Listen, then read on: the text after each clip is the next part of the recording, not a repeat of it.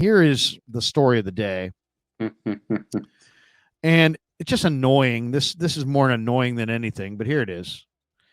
Here is Ryan Clark earlier, I guess yesterday.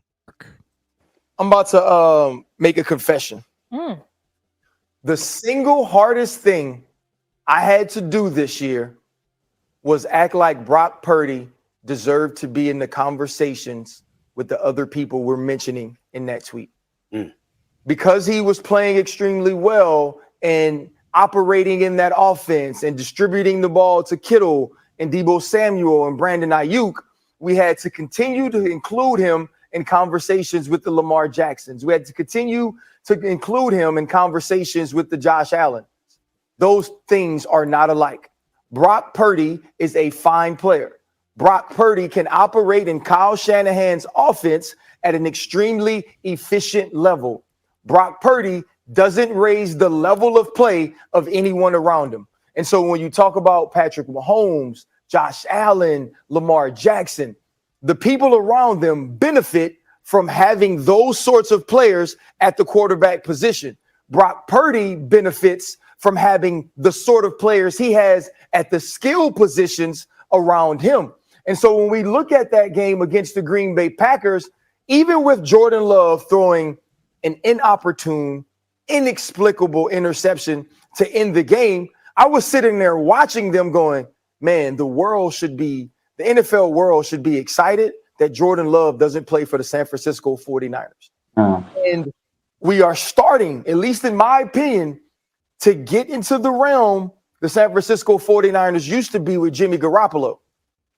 With Kyle Shanahan calling plays, we could be really good. With the players around him, we could be really good.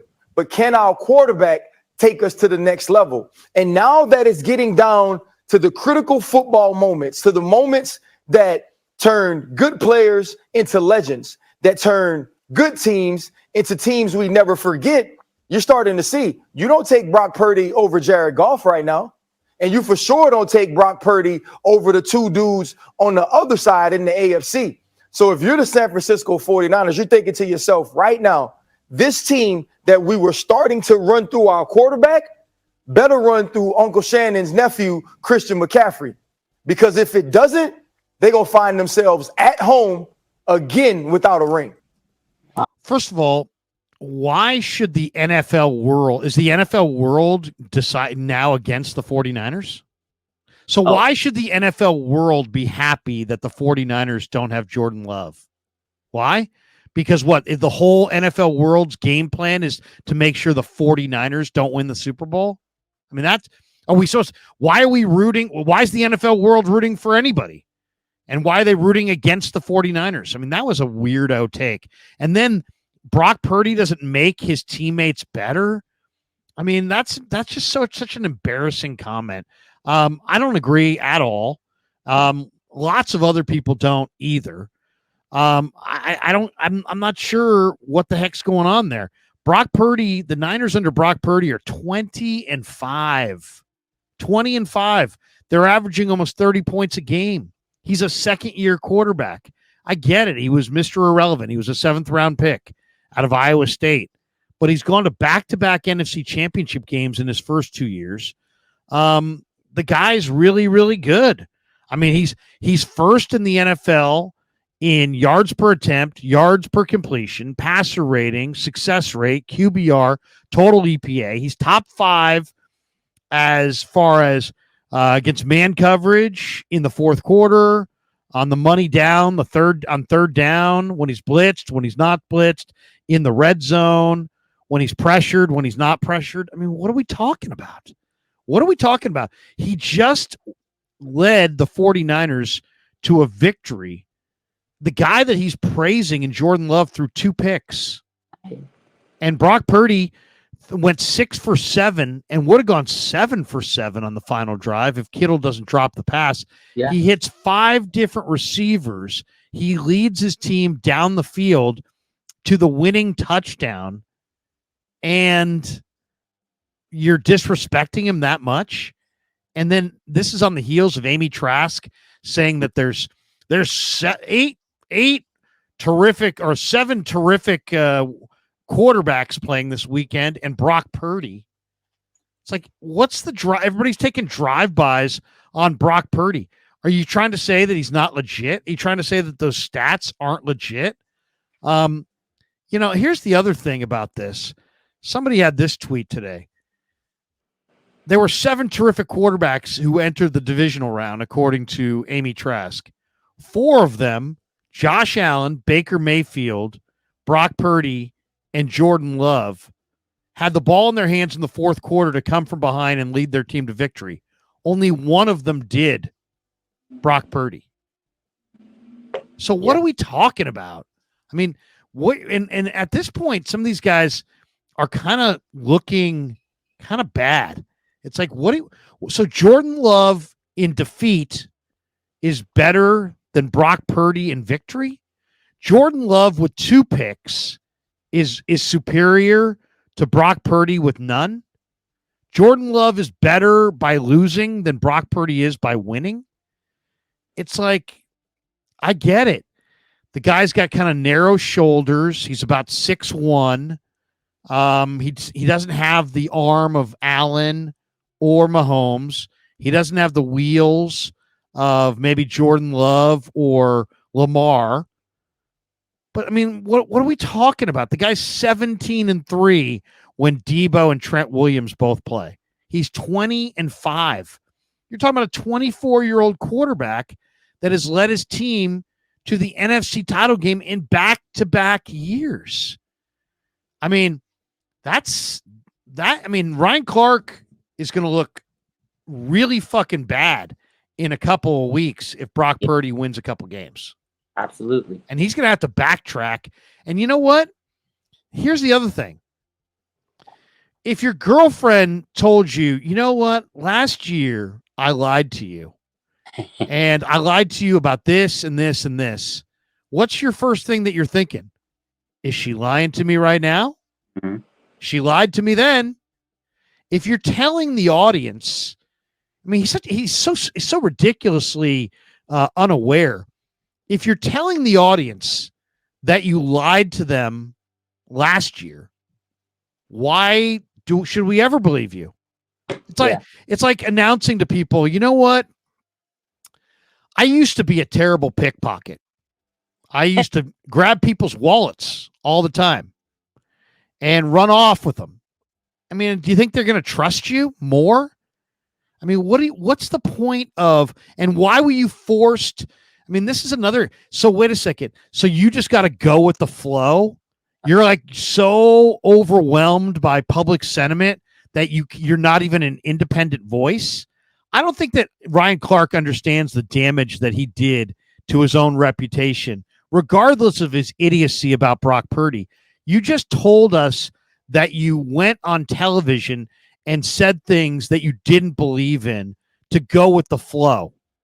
So now, don't we think that, I don't know, you're the kind of buffoon that goes on television and says whatever he needs to say to, I don't know, go with the flow? I mean, that's what you basically said you are. Yeah. I mean, why should we think you're anything other than that? So, I mean, I don't get it. I don't get it. I don't get it at all.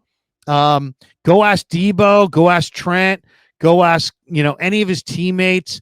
Go ask Matt Campbell about him. Ask Shanahan about him. Obviously, Shanahan feels pretty good about him. He threw, on a rainy night against Green Bay despite having CMC, he ran it 30. He passed it 39 times.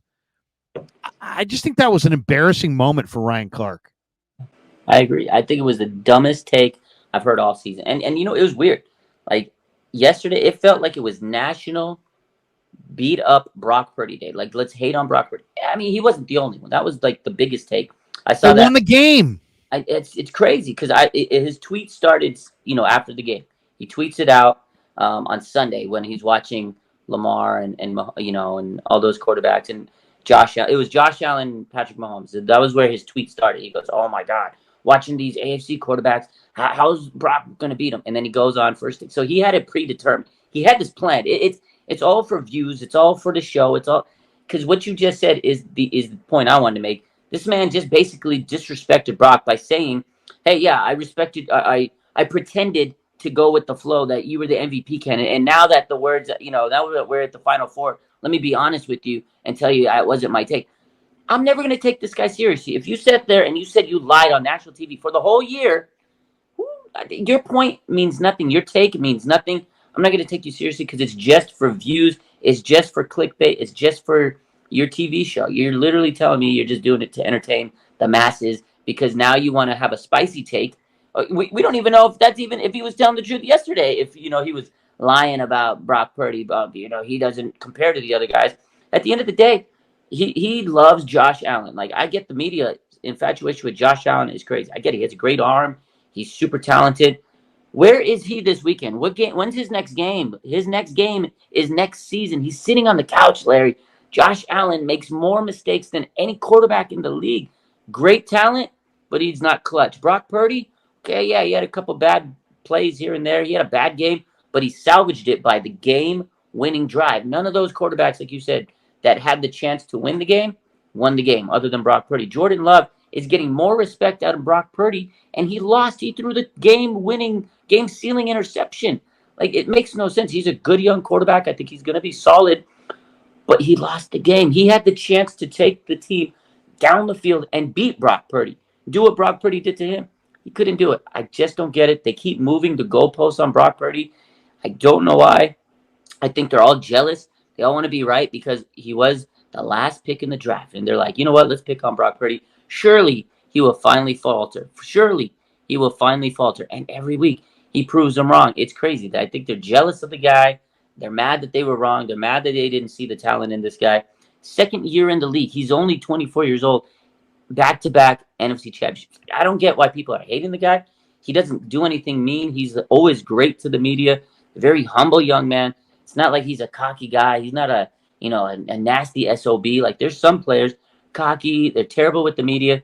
This guy is so humble and he's respectful and he gets so much hate. I'm tired of it. I hope he hoists that Lombardi so all of these people will look like complete idiots because they are. They're complete idiots. You got Nick Wright. You got, Stephen A. Smith. You got Ryan. All these guys. Colin Cowherd. There's no penalty for being a jackass. Yeah, and there's no penalty for being wrong. You know what? You're just flapping your gums. That's it. Because in reality, what would be great is if you're wrong, you're done. You should be, but they're going to still go back on the show the next day, and then they're going to backtrack and say something else. They're going to move the goalpost, and it makes no sense, and it's so irritating. Then today, I don't know if you saw Greg Jennings, and I knew that former Packer. Yeah, former Packer. He's just salty. So, and I said this the other day. What did he say? I didn't see Jennings. So he basically said, and this is my take. I knew that I said if Brock doesn't win, the media is going to say, oh, okay, now what quarterback are the 49ers going to look into? I already know that's how the media is going to go into the next phase. So if the 49ers don't win 2 games, the talk of the offseason is, the 49ers, are they going to look at another quarterback? Brock couldn't get it done.